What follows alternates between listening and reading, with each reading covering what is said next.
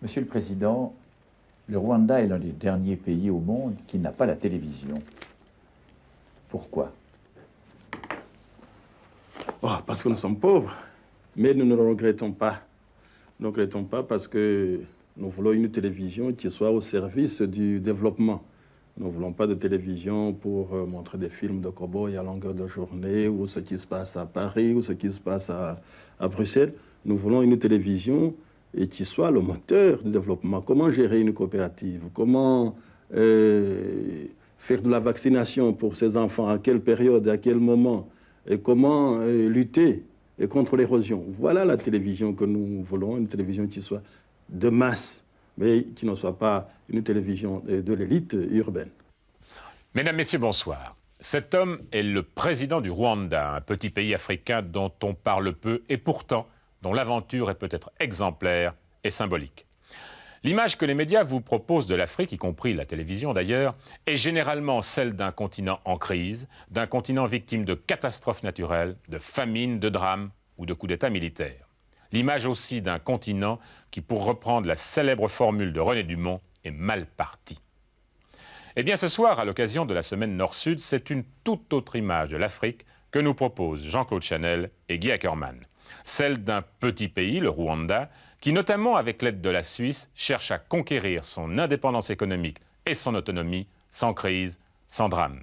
C'est vraiment l'Afrique de l'espoir que nous vous proposons ce soir. Victimes d'images toutes faites et de stéréotypes, la plupart d'entre nous ont une fois pour toutes porté un jugement négatif et définitif sur l'Afrique.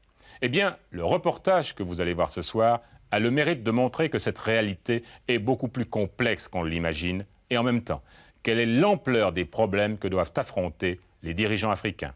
Une manière comme une autre de nous amener à nous interroger sur notre conception des rapports entre les pays riches du Nord et ceux pauvres du Sud.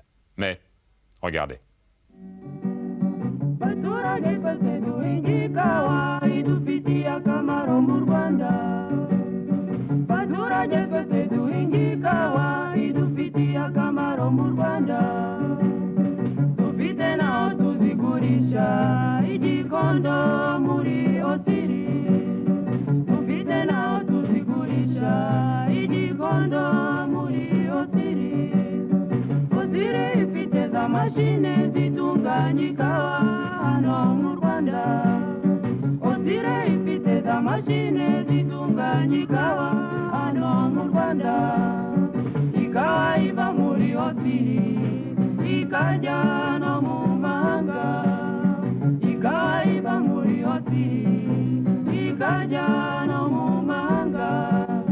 Une tête d'épingle au cœur de l'Afrique, un peu à l'est, juste au-dessous de l'équateur. 1000 collines et des lacs. Un climat qu'on dit emprunté à l'éternel printemps par la magie de l'altitude, 1400 mètres au moins. La légende veut qu'Imana, c'est-à-dire Dieu, après avoir couru le continent torride tout le jour, vienne se reposer ici, au Rwanda. Et les Rwandais, en secret aussi, en sont très fiers. Voilà pour l'idylle. En réalité, cette terre qu'il faut sarcler, ensemencer, cultiver jusqu'au bord du ciel, cette terre n'offre quelques richesses qu'au prix d'une patience et d'une ténacité infinie. Aucun trésor minéral, or, argent, cuivre, diamant ou pétrole, non. De l'eau, simplement, en surabondance même, quand le ciel ouvre ses écluses sur les cultures. Et les Rwandais sont à leur façon des cultivateurs de génie. Ce grain de café, c'est notre richesse. Ça représente beaucoup de choses. D'abord, pour le petit agriculteur, c'est une source de revenus. Donc, c'est un produit qu'il récolte et qui vend. Et ça lui donne de l'argent. Et avec cet argent, il peut se procurer d'autres choses qu'il ne produit pas sur sa petite ferme. Et pour le pays, c'est le principal produit d'exportation. Il représente 70% à peu près de nos exportations. Et vous comprenez que les pays en voie de développement, il faut des devises pour pouvoir échanger sur le marché international. Les Rwandais ont appris des premiers colons allemands puis des Belges l'art de cultiver le café. Mais ils n'en boivent pas. Pour eux, un sac de grains égale $. Or, voici des mois que le dollar dégringole. Pire, le cours du café lui-même a chuté de plus de moitié ces derniers temps. C'est un double mauvais coup. L'économie rwandaise est prise à la gorge. Les pays riches qui boivent le café s'en rendent-ils compte? Rien que pour vous donner un exemple, dans les recettes de cette année, nous comptions sur les droits de sortie et du café et les droits de douane et 4 milliards de francs rwandais. Nous aurons à peine un quart. Ce qui vous traduit un peu, et je ne parle que du café, ce qui vous traduit un peu le climat d'austérité dans lequel nous vivons. Mais les priorités, ce que nous voulons, c'est d'abord de ne pas vivre au-dessus de nos moyens, chercher à connaître nos limites. Si l'État vit grâce aux recettes que nous avons du café et du thé, et c'est donc grâce aux paysans, ce n'est pas le paysan qu'il faut sacrifier le premier. Et c'est pour cela que nous avons coupé d'abord chez les fonctionnaires. Nous n'avons pas coupé, mais nous n'avons pas permis des augmentations. De même qu'il n'y aura pas des augmentations chez les ministres. Et je ne sais pas si vous connaissez le traitement du ministre rwandais, mais depuis 1982, nous ne l'avons pas augmenté. Et nous avons aussi demandé à ce qu'il n'y ait pas d'achat de voitures et d'autres équipements. Le strict minimum pour pouvoir dépenser là où c'est vraiment obligatoire. Risquer de mécontenter les fonctionnaires, de frustrer les ministres, c'est une option courageuse pour un chef d'État en régime présidentiel. En fait, le Rwanda affronte la crise économique mondiale en état de mobilisation civile. Chaque samedi matin, par exemple, on peut voir à Kigali les fonctionnaires se regrouper devant leurs ministères respectifs, pioches et bêches à la main. Ces hommes et ces femmes viennent accomplir un devoir auquel sont astreints tous les citoyens et toutes les citoyennes, à la ville comme à la campagne. Impossible de discerner dans cette petite foule qui est le ministre, qui est le planton, qui est secrétaire, comptable ou dactylo. Les tirs au flanc sont rares, la corvée est entrée dans les mœurs, le sens de la discipline agit, le pays a une tête. Juvenal Habyarimana, président de la République.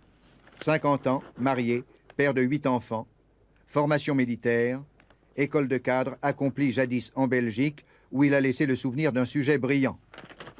Ce général-major rêvait dans sa jeunesse de devenir médecin.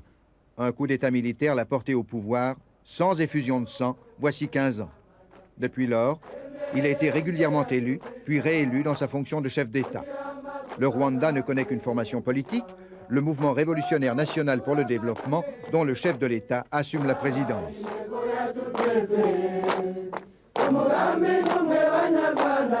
Tous les Rwandais en sont membres de plein droit dès leur naissance.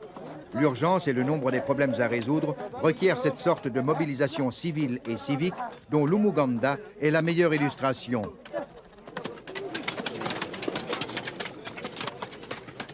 Aide ton pays et il t'aidera pourrait être la devise de ces travaux collectifs hebdomadaires auxquels le président de la République et son épouse s'associent en certaines circonstances.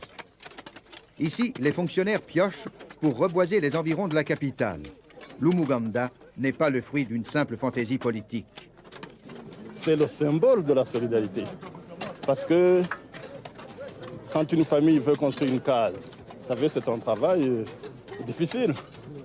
Moins difficile, bien sûr, que la construction d'un étage à Genève. Mais en tout cas, c'est un travail difficile. Et une famille ne peut pas construire une case elle-même. Alors elle appelle des amis, elle appelle des voisins, des parents. Et chacun apporte quelque chose. C'est ça l'Umuganda. C'est ça donc que nous avons extrapolé à l'échelle nationale. La construction du pays nécessite l'apport des forces de chacun. Voilà le sens même de l'Umuganda.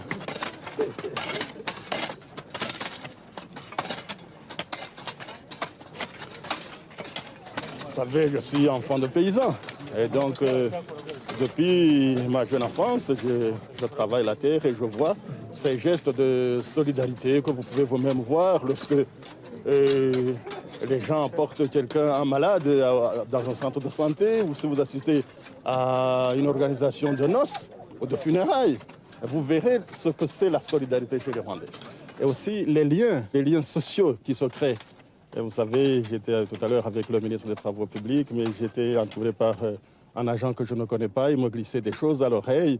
Ce sont des liens que vous ne pouvez pas créer autrement.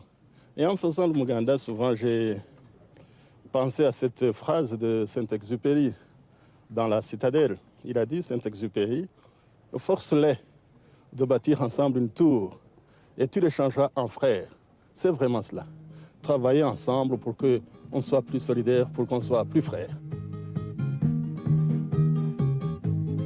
Solidaire et pourtant farouchement individualiste, le Rwandais, en bon montagnard, vit accroché avec sa famille à son lopin de terre.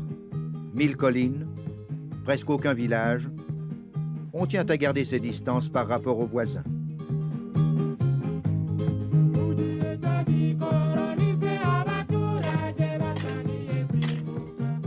Reprenons l'exemple du café. Aucune plantation industrielle, mais 5 à 600 000 petits producteurs répartis sur une surface à peine plus grande que la moitié de la Suisse. Quel désastre si dans cette mosaïque on laissait le marché libre au moment où les cours s'effondrent sur le marché international. Voilà pourquoi le gouvernement garantit à perte le prix du café aux petits planteurs. C'est le prix à payer pour éviter la démobilisation à l'heure de la crise économique mondiale. C'est très très important parce que c'est sa principale motivation. Si donc il n'avait pas un prix convenable, surtout, et si il y variait suivant les fluctuations sur le marché mondial, il se découragerait. Donc il lui faut quand même un prix garanti pour qu'il continue à produire. Vous savez, le café se vend en dollars et malheureusement le dollar il fluctue beaucoup. Et on aurait souhaité justement que peut-être les produits de base, qu'on dit de base, soient vendus peut-être dans un panier de monnaie où les fluctuations seraient moindres. Mais quand c'est vendu ou coté dans une monnaie, et avec toutes les fluctuations et qui dépendent d'une économie qui n'est pas la nôtre, ça gêne un peu. Donc il y a le mouvement des prix, mais il y a le mouvement des monnaies aussi qui dérange. Au Rwanda, la pauvreté n'est pas la misère. L'apparente sérénité que tant d'autres régimes envient comme un trésor à ce tout petit pays ne tarderait pas à se dégrader si l'angoisse serrait le cœur des petits paysans. Le chef de l'État, plus que tout autre, en est conscient. Nous pensons qu'il est injuste que ce soit le paysan qui souffre le premier d'une désorganisation de l'économie internationale. Il n'y est pour rien. Lui, il fait tout ce qu'il peut, il fait tout ce qu'on lui demande. Et s'il y a à souffrir, à partager les souffrances, ce n'est pas par lui qu'on doit commencer. Et nous essaierons de le maintenir autant que nous le pouvons, bien sûr, et suivant les circonstances économiques internationales. Cette année, 88, a été baptisée l'année pour la défense du revenu du paysan. Non seulement parce que ce paysan représente 95% de la population, mais aussi parce que nous lui avons demandé depuis longtemps de faire de la lutte anti-érosive, de fumer les champs, de soigner l'élevage. Il a fait tout cela. Et nous estimons qu'il faut que maintenant la communauté nationale voit si les efforts de ce paysan sont bien récompensés en retour. Et c'est cet effort-là de développer le monde rural, cet effort-là de donner une importance particulière aux collectivités locales, aux communes. Le rôle de la commune que nous avons baptisé la cellule du développement, la cellule de base.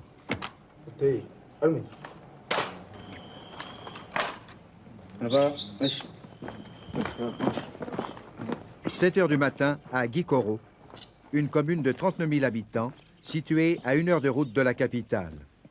Comme chaque jour, en présence du bourgmestre et du personnel communal, les policiers hissent le drapeau. Dans tout le pays, la loi fait obligation à chaque citoyen de passage de s'immobiliser durant cette minute solennelle.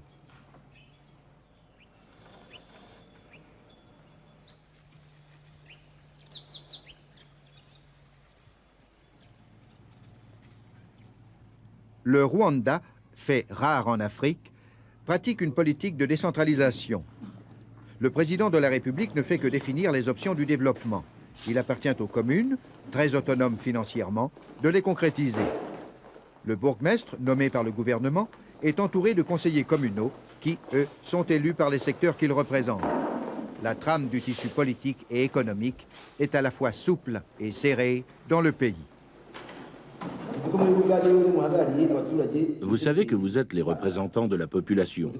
Vous êtes un peu les parents de tous ces gens. Toutes les directives données par le président doivent être appliquées dans les secteurs et les cellules. Que pouvons-nous faire pour aider le paysan à valoriser sa production pour qu'il bénéficie effectivement du fruit de son labeur? Nous savons que le président, en appelant cette année l'année de la promotion du petit paysan, savait que la récolte était bonne.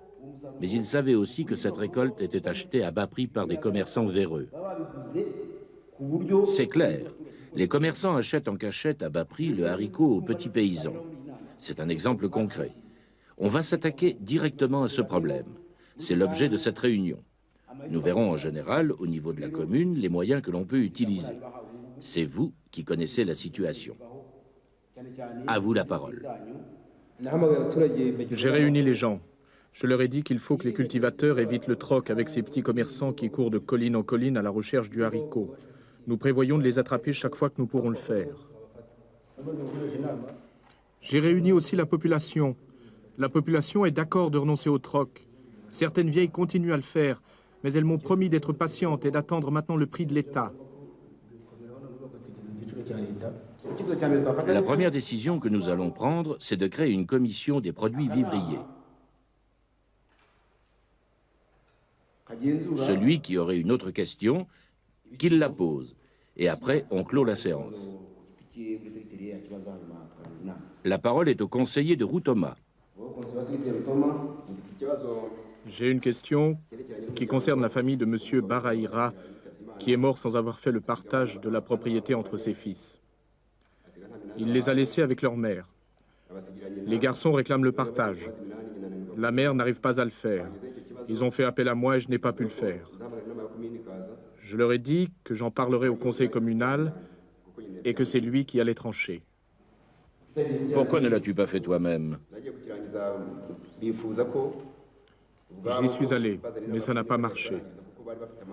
Les garçons ont souhaité que ce soit le conseil communal qui tranche, parce qu'il y a des conflits et qu'ils ne peuvent pas se mettre d'accord. Le problème que vient de nous soumettre le conseiller de Routoma est à mon avis très important. Il n'a pas pu le résoudre et c'est un problème de partage de terre qui est particulièrement difficile actuellement.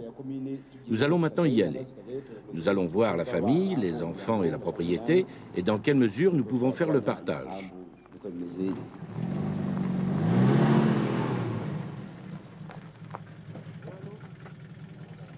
Juge de paix, huissier, administrateur, chef de la police locale, le bourgmestre gère à plus d'un titre la paix publique dans les campagnes. Les querelles de succession deviennent préoccupantes. Dans les nouvelles générations, par le jeu des héritages, les terres cultivables rétrécissent comme de véritables pots de chagrin.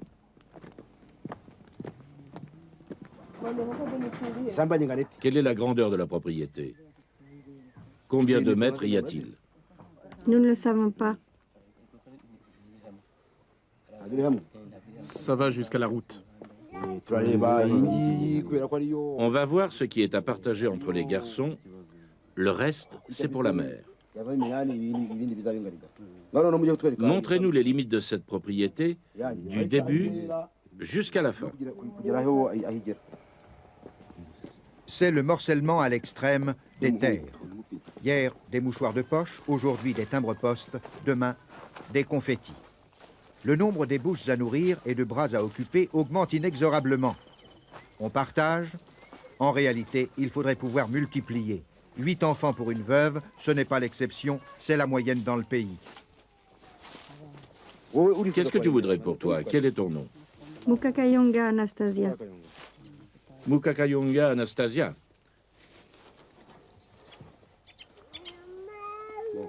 Combien d'enfants? 8 enfants. 8. Combien de garçons? 4 garçons. Et les filles? 4. C'est les garçons qui réclament le partage. Est-ce que les filles aussi le réclament? Tous voudront en avoir. Moi, j'ai une question. Ne serait-il pas bon de donner l'héritage aux garçons? Oui, On laisserait une grande partie qui reviendrait au chef de famille, et de fait, est-ce que cette famille a un chef? non. Pourquoi n'avez-vous pas désigné le chef? Qui devait le nommer? Vous. Le père est mort sans l'avoir désigné. C'est à toi qu'il revenait de le faire. Elle désignera le chef lorsqu'elle donnera l'héritage. Cela veut dire qu'on va donner l'héritage aux garçons seuls. C'est possible aussi. Et on laisse, selon la coutume du pays, une grande partie pour les filles au cas où elles ne pourront pas fonder normalement leur famille. Toi, le conseiller, tu vas mesurer en pas la propriété d'un bout à l'autre. Depuis ici jusque là-bas. Tu nous dis combien de pas.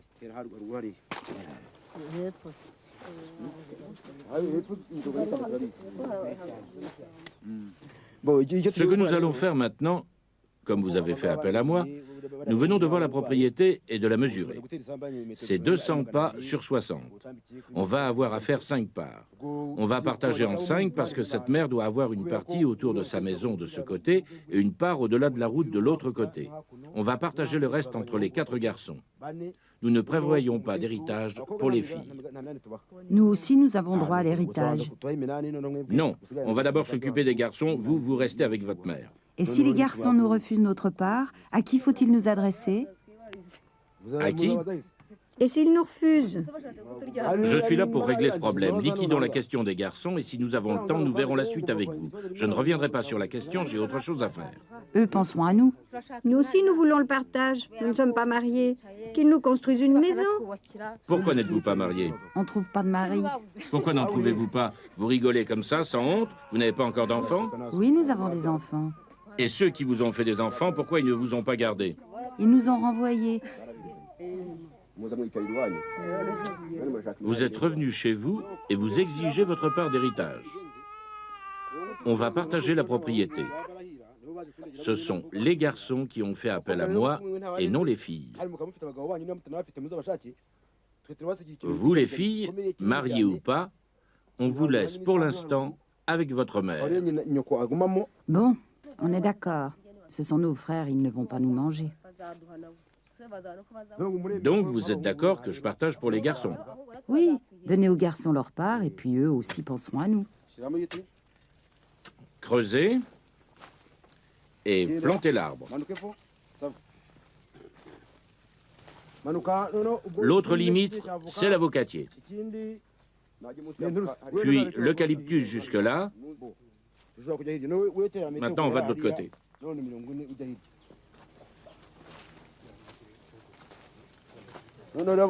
Vous, les garçons, vous me dites si vous êtes d'accord. Pourquoi on aurait la même part que les plus jeunes alors qu'on a déjà à l'âge de se marier et qu'on voudrait avoir de quoi planter une bananeraie? Je veux plus que les plus jeunes. Tous les enfants sont égaux. Ton petit frère ne se mariera pas, lui aussi? D'accord, mais il n'a pas encore l'âge. Et alors, quand il aura l'âge, où est-ce qu'il va construire sa maison? Quand le moment viendra, on agrandira sa part. Où est-ce qu'on trouvera ce morceau pour agrandir? Ce qui reste, c'est pour ta mère et pour tes sœurs qui ne peuvent pas rester dans leur ménage.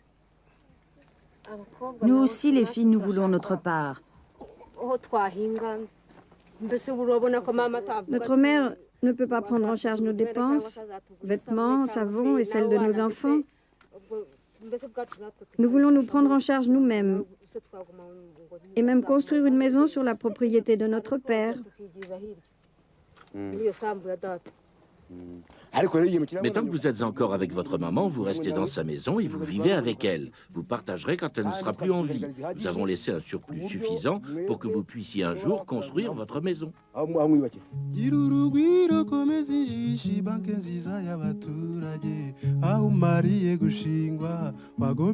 Terre travaillée sans relâche et qui doit produire sans repos.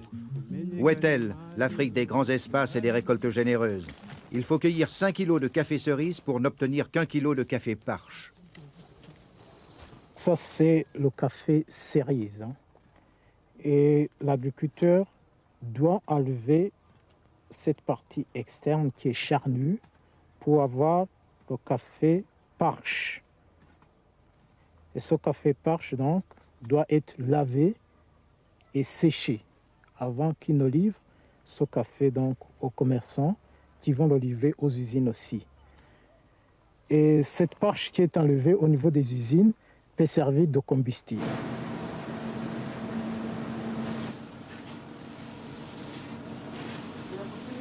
Pour 1 kilo de café Parche livré à l'usine, le cultivateur touche un prix garanti de 125 francs rwandais, ce qui représente le salaire d'une journée de travail pour un ouvrier.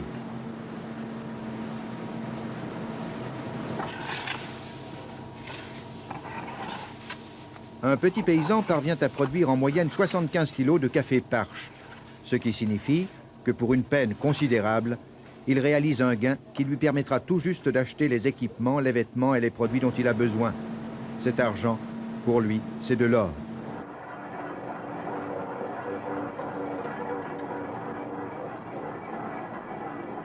Débarrassé de sa parche et allégé du quart de son poids, le café brut devient en usine du café marchand. Mis en sac de 60 kg, il est préparé pour l'expédition.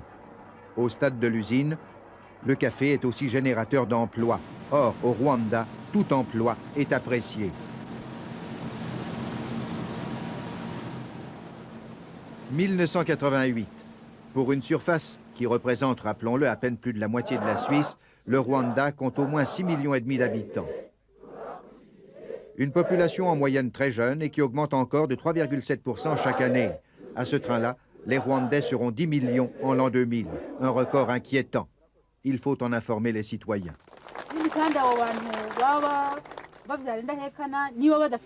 La femme qui a des grossesses rapprochées n'arrive plus à semer à temps et à récolter. La production est insuffisante. Son mari se plaint qu'elle ne fait rien parce qu'il voit les bonnes récoltes des autres. Ces femmes sont maladives, de santé fragile, et le pays doit dépenser pour des médicaments au lieu d'investir dans les projets de développement. Ainsi, le pays n'avance pas. Vous avez trouvé les moyens de ne pas dépasser 4 enfants. Il y a aussi des couples qui peuvent décider de n'avoir qu'un enfant. Ce couple aura un enfant et s'arrêtera là, et n'arrivera pas à 4. Est-ce qu'on utilise les moyens entre chaque enfant, ou est-ce qu'on fait les 4 enfants à la suite pour utiliser les moyens seulement après? Tu dis que ces recommandations nous concernent particulièrement, nous autres, les femmes. Le proverbe dit qu'il faut aiguiser les 2 pierres de la meule pour moudre le grain. C'est l'homme qui commande. Et s'il veut approcher sa femme et qu'elle se refuse, elle est battue. Que peut-elle faire, la femme?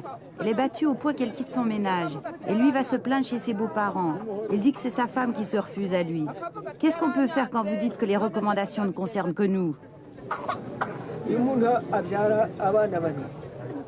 Un couple a 2 ou 3 ou 4 enfants, comme vous le dites. La mort vient et les enlève tous. Et puis le couple se retrouve sans enfants. Que doit faire ce couple? Tu dis à ta femme, nous aurons le nombre d'enfants qu'on peut élever. Et ta femme dit, je veux avoir beaucoup d'enfants, alors que tu n'as même pas assez de terre pour en nourrir un. Quelle est la solution? C'est vrai ce que tu dis. Moi aussi j'ai des enfants, et je n'arrive pas à m'en occuper. Les uns sont des bandits, les autres se débrouillent par-ci par-là. C'est vrai que les femmes doivent avoir moins d'enfants. Nous autres, nous avons souffert. Nous crions à en perdre la voix.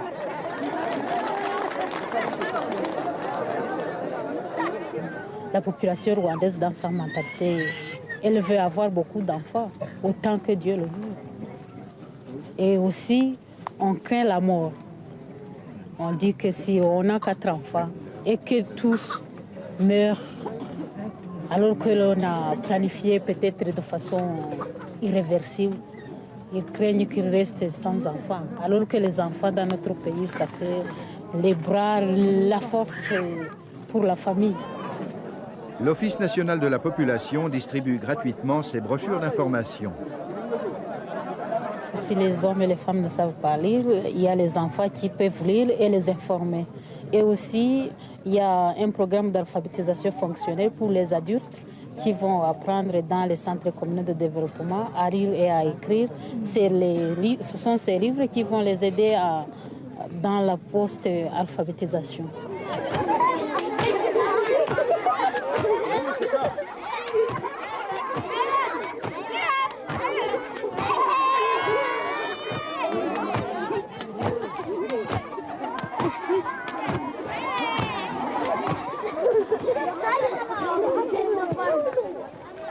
Un pays minuscule et des millions d'enfants qui espèrent trouver en l'an 2000 leur place d'adulte sur cette planète.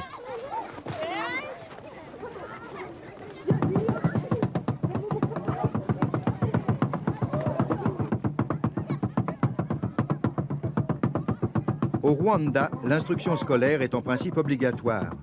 Mais encore faut-il disposer des équipements nécessaires et des maîtres.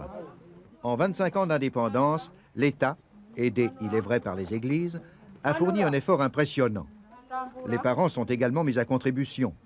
Et puis, il y a l'Umuganda, qui permet, en unissant les efforts individuels dans les travaux collectifs, d'édifier, comme ce fut le cas ici, les bâtiments de l'école. Crise économique, multiplication des naissances, l'instruction publique devient une charge de plus en plus lourde pour l'État. Et pourtant, la soif d'apprendre est immense.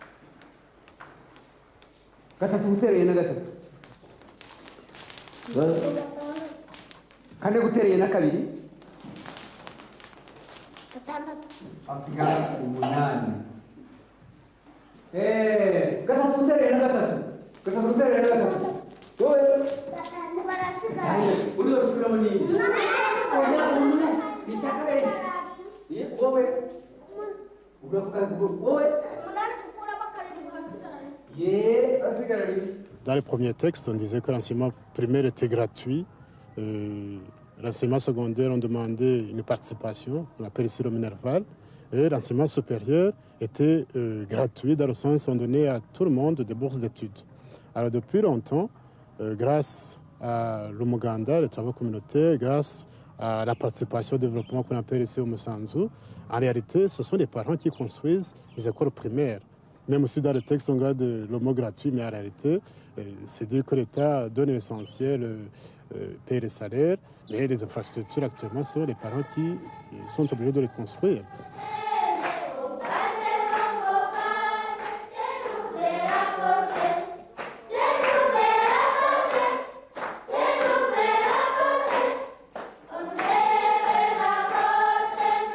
S'ils chantent en français, Malbrook est un des derniers vestiges de la colonisation, les petits Rwandais, dans leur culture, parlent une langue réputée, subtile et très riche en aphorismes. Cela explique peut-être les bonnes dispositions qu'ils montrent pour l'étude. C'est une richesse naturelle enviable pour le pays des 1000 collines.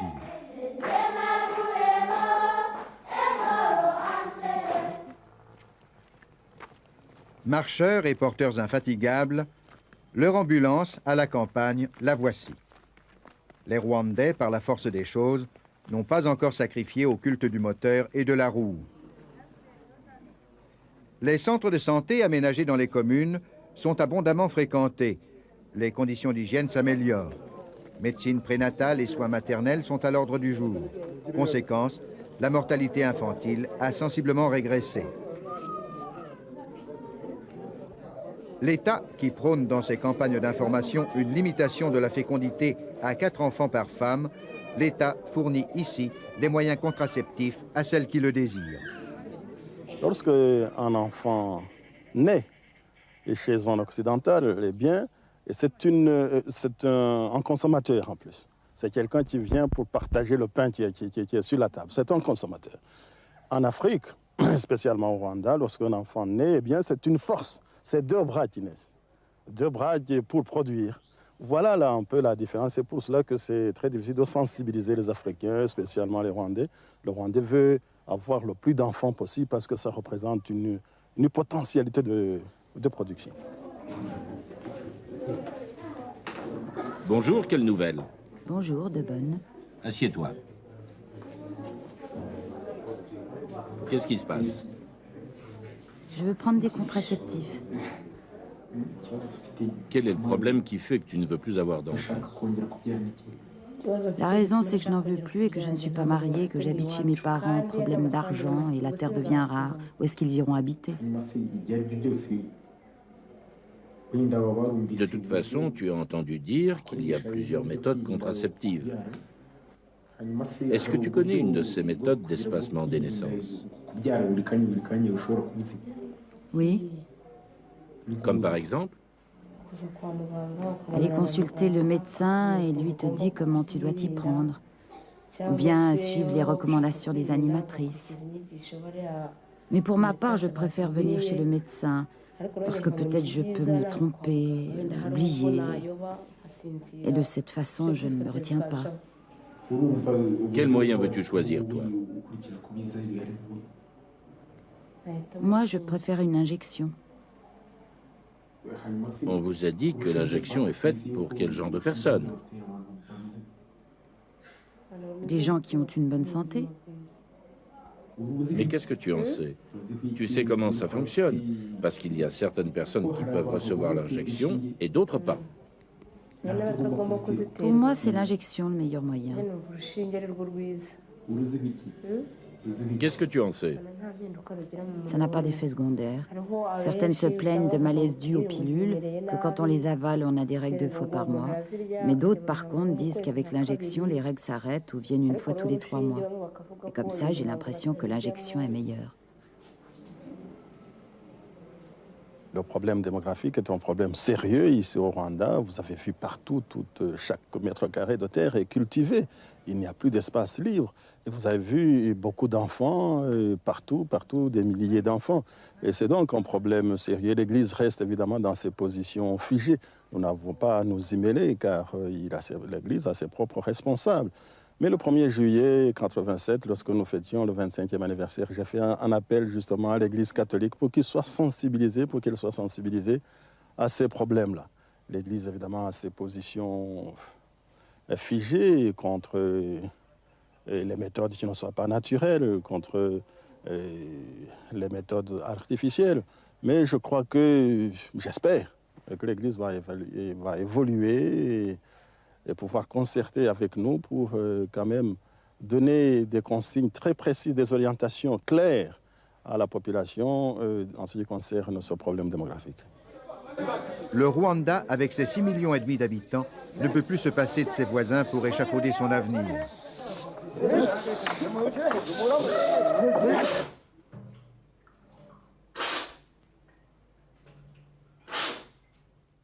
Dépendre presque exclusivement du prix d'un seul produit, le café en l'occurrence, même si on en garantit la qualité, c'est une folie à longue échéance.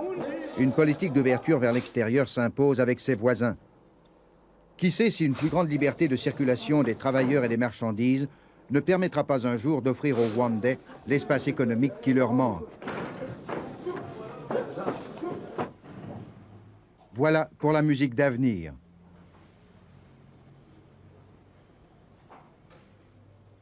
En attendant, aujourd'hui, il faut tirer parti de tout et tout de suite. Les banques populaires, créées un peu sur le modèle suisse des caisses Raiffeisen, doivent aider les agriculteurs à travers tout le pays à trouver les ressources qui leur manquent pour améliorer leurs conditions de vie. Bonjour. Bonjour. Qu'est-ce que tu veux faire? Je viens demander un prêt. Tu veux un prêt pour faire quoi? Je veux un prêt pour acheter une vache. Une vache de qualité. Tu souhaites combien? Je veux 20 731 francs. Pour 1 an. Comment vas-tu rembourser? En 4 trimestres et en donnant chaque fois 1 500 francs. Ah non, 5 000. La banque exige une garantie. Que donnes-tu? Une bananeraie. Quelle est son étendue? 50 arts. À quoi te servira cette vache? Je vais l'élever de façon moderne pour qu'elle me donne du fumier et du lait, et ainsi j'aurai une récolte suffisante. La vache à l'étable, l'agriculteur rwandais l'appelle volontiers son usine à fumier. La terre, sollicitée à l'extrême, menace de s'épuiser. Il y a donc lieu d'encourager ce type d'élevage. L'octroi du crédit demandé paraît bienvenu. La décision appartient au conseil d'administration de la banque. Il se compose de citoyens estimés et méritants, issus des divers secteurs de la commune. L'administration centrale veille à ce que les notables s'épargnent la tentation de se servir les premiers. Chaque demande de crédit est examinée scrupuleusement. L'honorabilité du requérant, sa solvabilité, les garanties qu'il apporte entraîneront la décision collégiale d'accorder ou de refuser le crédit. Les banques populaires proposent parfois à la population des sortes de crédits programmes. Ainsi, les crédits soudures qui permettront d'attendre sans privation les revenus d'une récolte tardive. Crédit accordé. Autre exemple, les crédits brouettes qui font entrer les exploitations agricoles dans l'ère de la roue. Curieusement, les Rwandais n'ont pas pour coutume, comme d'autres montagnards, de bâter les animaux. L'apparition de la brouette, c'est une petite révolution dans l'univers familial. Et pourquoi ne pas le dire, une étape peut-être plus importante qu'il n'y paraît dans l'amélioration de la condition féminine.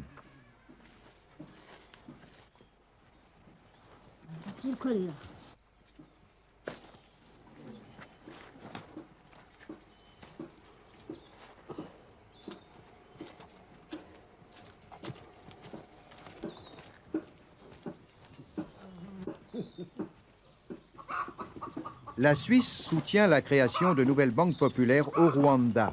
La coopération technique prend en charge durant la première année la totalité des frais d'exploitation. Puis, chaque année qui suit voit cette participation diminuer de 20%. C'est dire qu'après 5 ans, en principe, une banque locale doit se suffire à elle-même. L'expérience s'est révélée positive.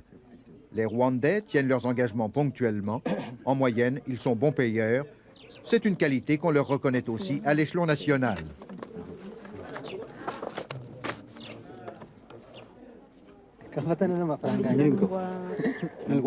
Ces paysans profitent de la récolte du haricot pour payer la première échéance du crédit brouette.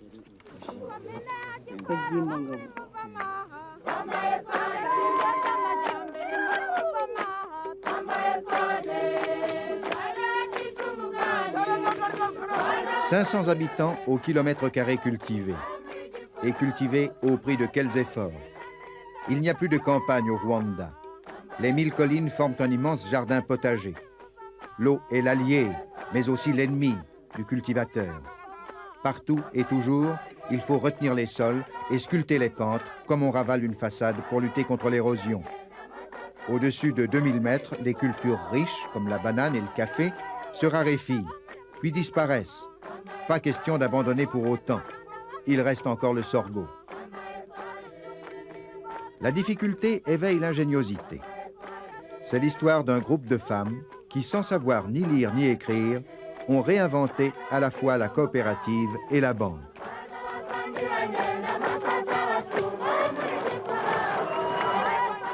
Tout est parti de quelques sacs de sorgho. L'aventure ressemble à une version réussie de la fable de Perrette et du pot au lait. Avec le sorgho, on peut faire de la bière. En vendant cette bière artisanale, on peut acheter de quoi ouvrir en commun une petite boutique qu'on équipera à crédit d'un moulin.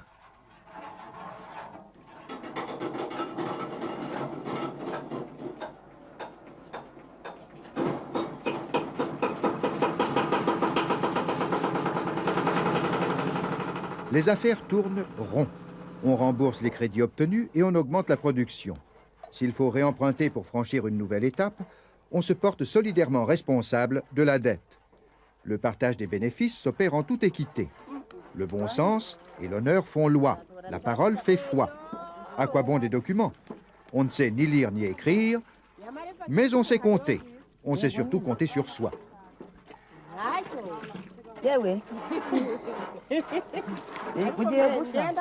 Mais où va-t-on ranger l'argent prudemment épargné?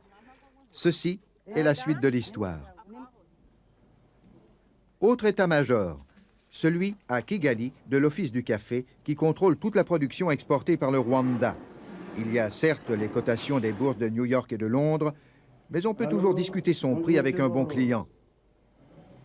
Oui, c'est Campana de Kigali. Je voudrais vous demander si vous êtes acheteur aujourd'hui. 52. Oui. Ah, c'est trop bas, ça. Nous sommes à 146. Merci. Dès que vous pouvez améliorer votre prix, essayez de nous contacter. De notre côté, nous allons faire un effort et voir ce qu'on peut faire. Au revoir. À Kigali, en quelques secondes, on liquide ses affaires par téléphone avec l'Europe. Ici, dans les collines, la banque la plus proche où déposer son argent est à 5 heures de marche aller et retour. Ce qui, soit dit en passant, pour ces femmes que nous avons vues au travail, représente plus une perte de temps qu'un effort. On comprend mieux désormais la jubilation que va soulever l'arrivée de l'objet.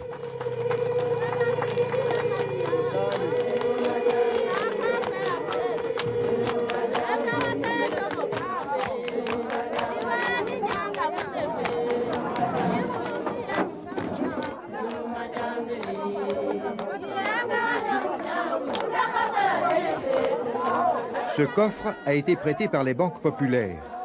La naissance d'une caisse de dépôt et de crédit par génération quasi spontanée est une expérience qui vaut la peine d'être encouragée. Autre fait remarquable, cette création est due à l'initiative exclusive d'un groupe de femmes entreprenantes et courageuses.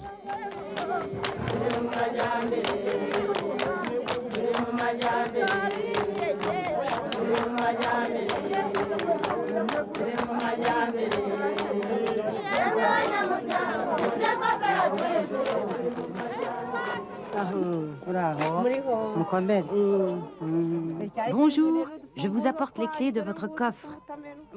Merci de tout cœur, merci beaucoup.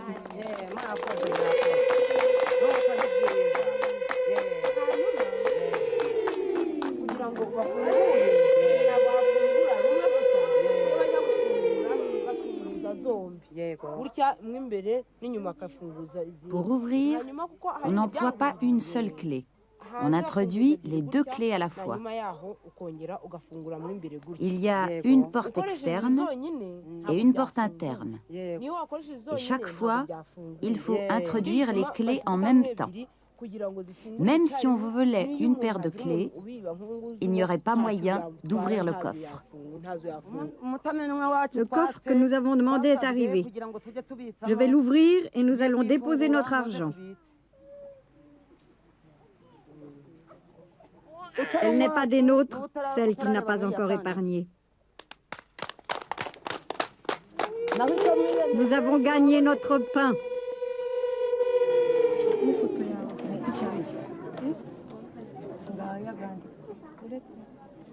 La présidente, qui est l'aînée, donne l'exemple en effectuant un premier dépôt.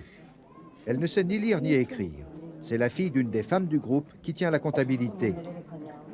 Les banques populaires ont assuré l'impression des carnets de dépôt, mais ce sont les épargnantes qui en ont défini le modèle à leur idée. Au dire des spécialistes, la conception en est des plus judicieuses.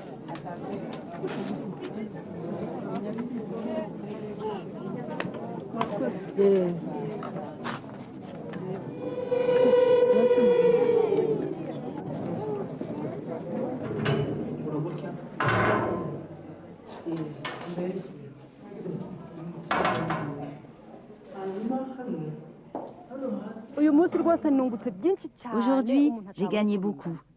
Je ne saurais même pas comment l'exprimer. Nous avons accueilli des visiteurs. Nous avons gagné une banque à nous. Nous avons gagné de pouvoir épargner, de ne pas gaspiller parce qu'on a un lieu où déposer. Et si on veut emprunter, on peut emprunter. À l'image de ces femmes, lentement, les cultivateurs rwandais se font à l'idée d'ajouter au travail de la terre une activité artisanale, menuiserie, forge, poterie, qui permettent non seulement d'améliorer l'ordinaire, mais surtout d'épargner au pays des importations superflues. Dans cette famille de 12 enfants, par exemple, la cueillette du pili-pili est une ressource qu'on se garde de négliger. Elle vient s'ajouter aux gains que le père réalise en fabriquant du mobilier rustique lorsqu'il n'est pas au champ.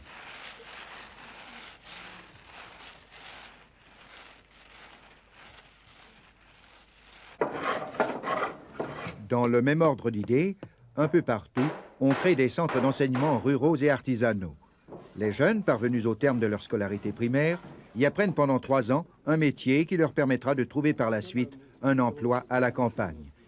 Ici, truelles, rabots et marteaux sont des outils qui assureront le revenu que la terre ne peut plus fournir.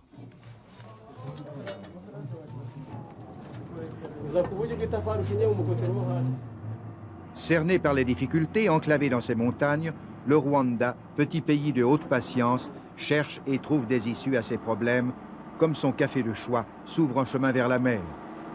Pour atteindre le port de Mombasa, au Kenya, 2 routes sont possibles. Celle du nord, qui passe par Kampala, en Ouganda, est asphaltée tout du long, mais peu sûre politiquement. 1500 km au total. Autre possibilité, contourner et même traverser le lac Victoria au sud par la Tanzanie. C'est plus long et par endroits, la piste vous garantit les ornières, la poussière et la boue. Au total, 1750 km, 7 à 10 jours de trajet coûteux pour chaque cargaison. On comprend pourquoi, en toute occasion, le chef de l'État exhorte dans ses discours ses compatriotes à tirer parti de toutes les énergies matérielles et morales dont peut disposer le pays. Un exemple, le papyrus. Cette plante aux allures de gigantesques ombellifères qui pousse à une vitesse surprenante sur les bords du Nil ne valait pas mieux que litière aux yeux des Rwandais depuis des siècles. Or, n'a-t-on pas découvert récemment que, bien moulu, le papyrus formait un excellent combustible? Il suffit de quelques jours dans ces marais pour que la nature remplace les tiges coupées en abondance. Certes, chaleur et moustiques rendent la tâche ingrate et peu salubre. Un petit téléphérique transporte en principe l'étrange moisson à destination. Des inondations le paralysent depuis quelques mois. Qu'à cela ne tienne. Ici comme ailleurs, les porteurs ne manquent pas. Le Nil cache un autre trésor, de l'argile de bonne qualité et en quantité suffisante pour répondre aux besoins de plusieurs générations. En faisant quoi? Des briques, évidemment, dans un pays où il y a tant à construire. La matière première est là, le combustible aussi. Reste à créer l'usine. C'est là qu'intervient, à point nommé, une assistance technique et financière bien comprise, celle qui permet le démarrage d'une industrie. Ce fut un projet suisse. L'usine de briques, la voici, tout juste sortie des langes. Tout d'abord des bassins de décantation pour récupérer l'argile, transportée sous forme liquide. «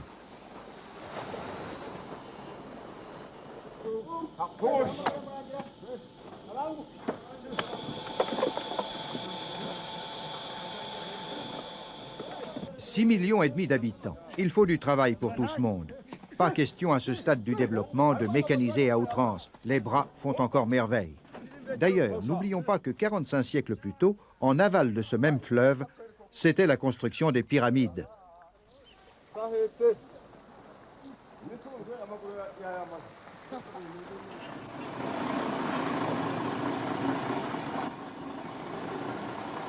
On annonce pour aujourd'hui la visite du chef de l'État. Le voici, entouré de son escorte. Le bon arabica a trouvé la route des océans. Il reste la parche de ce café dont on nous a dit tout à l'heure qu'elle pouvait servir de combustible. On quitte le royaume des pharaons pour celui de Dante.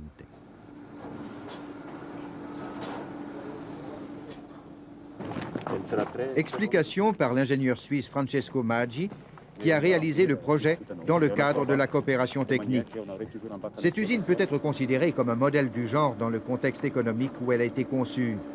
Limitation au strict minimum de tout matériel importé, économie d'énergie, respect de l'environnement, création d'emplois adaptés. L'entreprise a été menée avec une ingéniosité presque dogmatique. Le principe de l'autosuffisance alimentaire, dans son acception la plus large, a bénéficié d'une priorité absolue, ce qui n'est pas pour déplaire au président Habyarimana.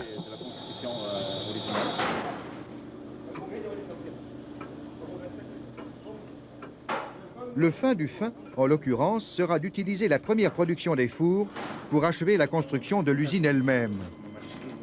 Les tonnes de briques produites ici épargneront au pays les tonnes de ciment qu'il fallait importer et payer en devises. Au-delà de l'intérêt financier, le chef de l'État attache-t-il une valeur de symbole à cette réalisation?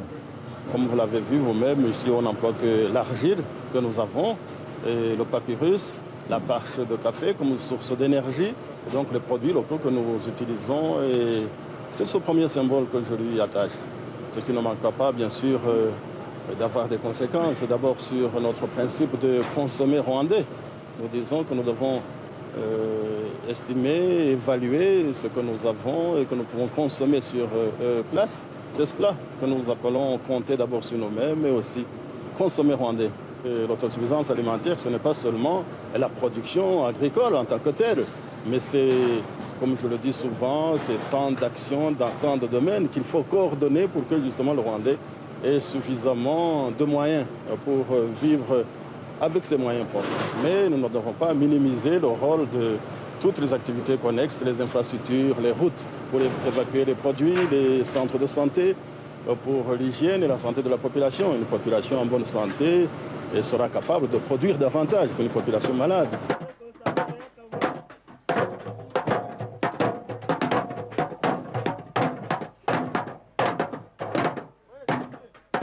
Produire davantage, en situation de pénurie, cela signifie tout d'abord ne pas gaspiller.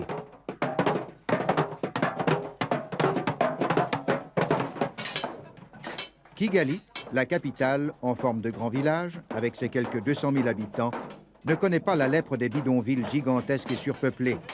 Mais déjà, les chômeurs, les déracinés, les désœuvrés ne manquent pas. Il faut les occuper. Ce curieux endroit, à mi-chemin entre le souk et la décharge publique, porte le nom de secteur non structuré. On y récupère tout à la fois les objets et les hommes. Sage précaution, car l'explosion démographique pourrait aller de pair avec l'éclosion de la criminalité.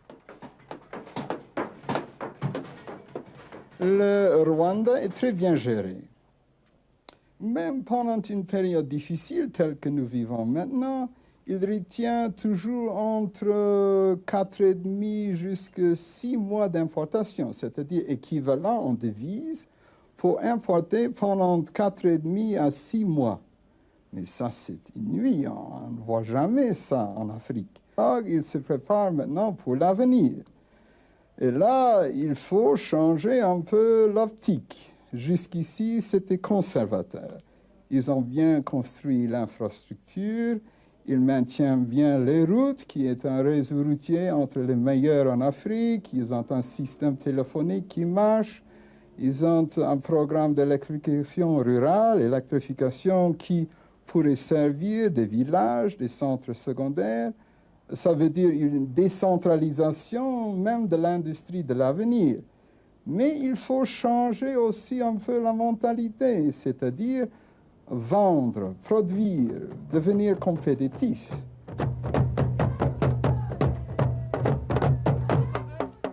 Un peu trop enclavés, les Rwandais? Peut-être. C'est qu'ils ont une histoire séculaire et qu'ils en sont fiers. Elle comporte sa part de conflits, ainsi les affrontements entre Hutus et Tutsis, de fameuses mémoires. Ils ne sont plus ce qu'ils étaient. Un quart de siècle s'est écoulé depuis l'indépendance, l'espace d'une génération. Voilà qui efface bien des choses. C'est la tâche du président de maintenir l'équilibre entre toutes les régions du pays.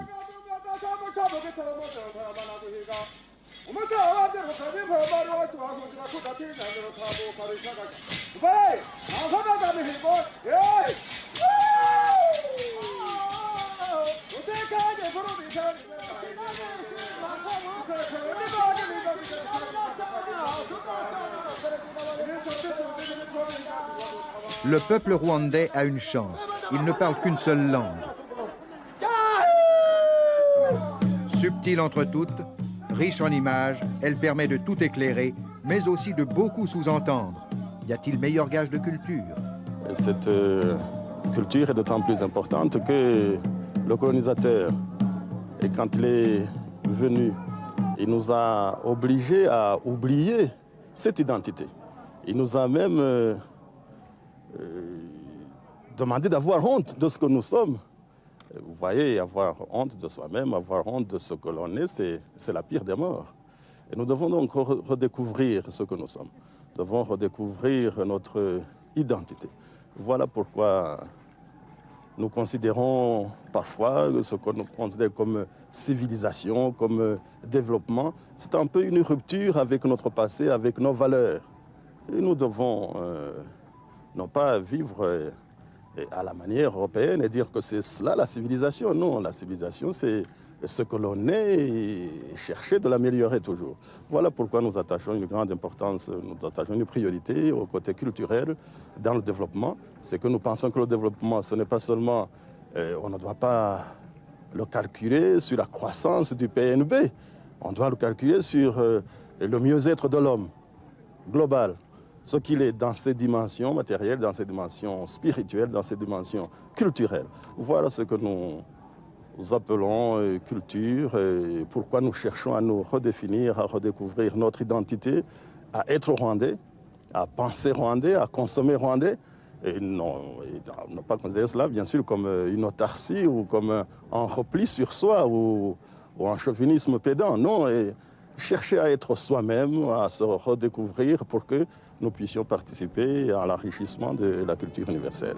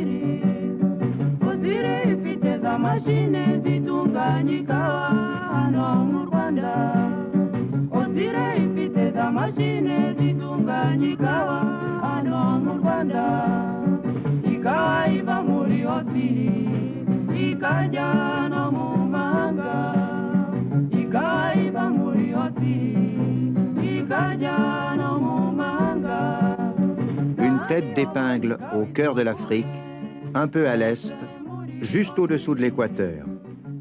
1000 collines et des lacs. Un climat qu'on dit emprunté à l'éternel printemps par la magie de l'altitude, 1400 mètres au moins. La légende veut qu'Imana, c'est-à-dire Dieu, après avoir couru le continent torride tout le jour, vienne se reposer ici, au Rwanda. Et les Rwandais, en secret aussi, en sont très fiers. Voilà pour l'idylle. En réalité, cette terre qu'il faut sarcler, ensemencer, cultiver jusqu'au bord du ciel, cette terre n'offre quelques richesses qu'au prix d'une patience et d'une ténacité infinie.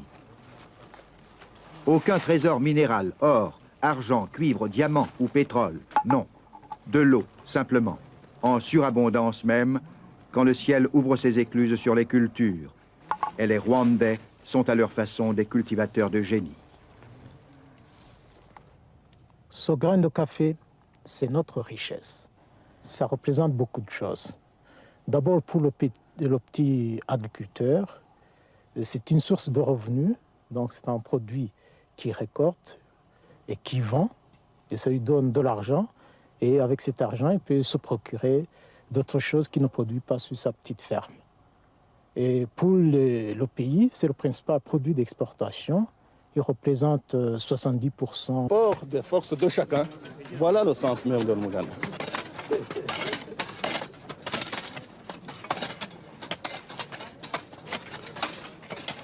Vous savez, je suis enfant de paysan. Et donc, depuis ma jeune enfance, je travaille la terre et je vois ces gestes de solidarité que vous pouvez vous-même voir lorsque les gens portent quelqu'un, un malade, dans un centre de santé, ou si vous assistez à une organisation de noces ou de funérailles. Vous verrez ce que c'est la solidarité chez les Rwandais. Et aussi les liens sociaux qui se créent.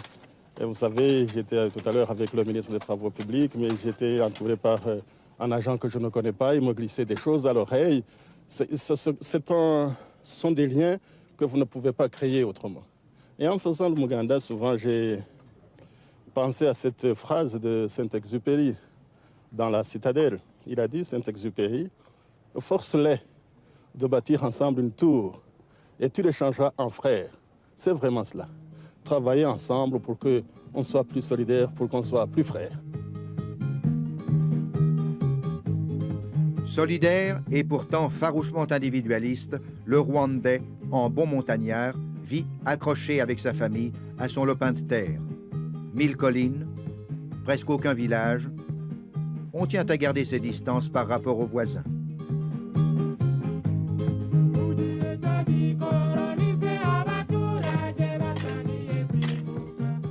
Reprenons l'exemple du café. Aucune plantation industrielle, mais 5 à 600 000 petits producteurs répartis sur une surface à peine plus grande que la moitié de la Suisse. Quel désastre si dans cette mosaïque on laissait le marché libre au moment où les cours s'effondrent sur le marché international. Voilà pourquoi le gouvernement garantit à perte le prix du café aux petits planteurs. C'est le prix à payer pour éviter la démobilisation à l'heure de la crise économique mondiale. C'est très très important parce que c'est sa principale motivation. Si donc il n'avait pas un prix convenable, surtout, et si il y variait suivant les fluctuations sur le marché. Monsieur le Président, le Rwanda est l'un des derniers pays au monde qui n'a pas la télévision. Pourquoi? Oh, parce que nous sommes pauvres, mais nous ne le regrettons pas. Nous ne regrettons pas parce que nous voulons une télévision qui soit au service du développement. Nous ne voulons pas de télévision pour montrer des films de cow-boys à longueur de journée, ou ce qui se passe à Paris, ou ce qui se passe à Bruxelles. Nous voulons une télévision qui soit le moteur du développement. Comment gérer une coopérative? Comment faire de la vaccination pour ces enfants? À quelle période? À quel moment? Et comment lutter contre l'érosion? Voilà la télévision que nous voulons, une télévision qui soit de masse, mais qui ne soit pas une télévision de l'élite urbaine. Mesdames, Messieurs, bonsoir. Cet homme est le président du Rwanda, un petit pays africain dont on parle peu et pourtant dont l'aventure est peut-être exemplaire et symbolique. L'image que les médias vous proposent de l'Afrique, y compris la télévision d'ailleurs, est généralement celle d'un continent en crise, d'un continent victime de catastrophes naturelles, de famines, de drames ou de coups d'État militaires. L'image aussi d'un continent qui, pour reprendre la célèbre formule de René Dumont, est mal parti. Eh bien ce soir, à l'occasion de la semaine Nord-Sud, c'est une toute autre image de l'Afrique que nous proposent Jean-Claude Chanel et Guy Ackerman.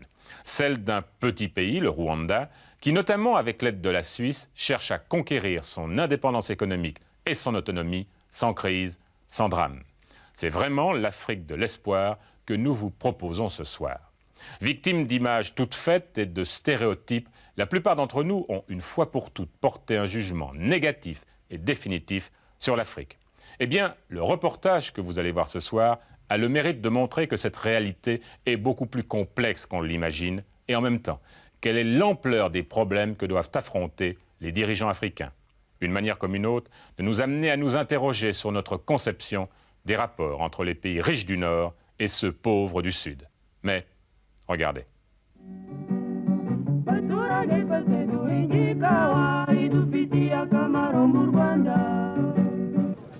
Ces hommes et ces femmes viennent accomplir un devoir auquel sont astreints tous les citoyens et toutes les citoyennes, à la ville comme à la campagne. Impossible de discerner dans cette petite foule qui est le ministre, qui est le planton, qui est secrétaire, comptable ou dactylo. Les tirs au flanc sont rares, la corvée est entrée dans les mœurs, le sens de la discipline agit, le pays a une tête. Juvenal Habyarimana, président de la République, 50 ans, marié, père de 8 enfants, formation militaire, école de cadre accomplie jadis en Belgique, où il a laissé le souvenir d'un sujet brillant. Ce général-major rêvait dans sa jeunesse de devenir médecin. Un coup d'État militaire l'a porté au pouvoir, sans effusion de sang, voici 15 ans. Depuis lors, il a été régulièrement élu, puis réélu dans sa fonction de chef d'État. Le Rwanda ne connaît qu'une formation politique, le mouvement révolutionnaire national pour le développement, dont le chef de l'État assume la présidence.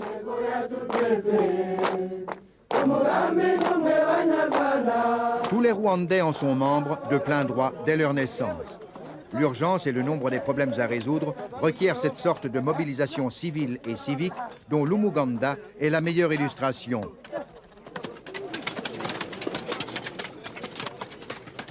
Aide ton pays et il t'aidera pourrait être la devise de ces travaux collectifs hebdomadaires auxquels le président de la République et son épouse s'associent en certaines circonstances. Ici, les fonctionnaires piochent pour reboiser les environs de la capitale. L'Umuganda n'est pas le fruit d'une simple fantaisie politique.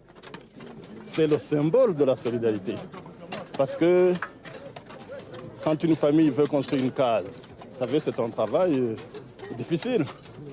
Moins difficile, bien sûr, que la construction d'un étage à Genève, mais en tout cas, c'est un travail difficile. Et une famille ne peut pas construire une case elle-même.